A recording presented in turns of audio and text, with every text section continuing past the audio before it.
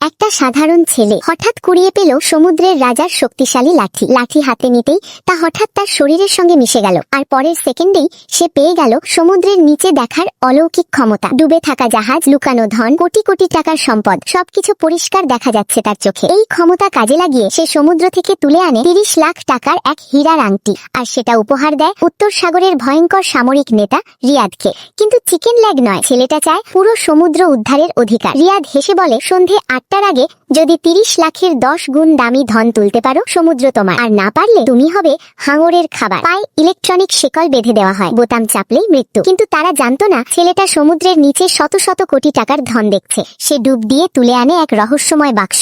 ভেতরে থাকা একটি প্রাচীন স্বর্ণদণ্ডের দামই 4 কোটি টাকা। ব্ল্যাক শার্ক চিৎকার করে ওঠে, অসম্ভব, এটা প্রতারণা। রিয়াদ ঠান্ডা গলায় বলে, তুমি হেরে গেছো। এক মুহূর্তেই পুরো সমুদ্র এলাকার মালিক হয়ে যায় সেই ছেলেটা। কিন্তু তখনই রিয়াদ ফিসফিস করে বলে, 1 মাসে আমাকে দিতে হবে 30 কোটি, না পারলে এই লাঠি তোমার কবর হবে। তাহলে এখন প্রশ্ন একটাই, এই ছেলে কি সত্যিই সমুদ্রের রাজা হতে পারবে, নাকি এই ক্ষমতাই তার মৃত্যুর কারণ হবে?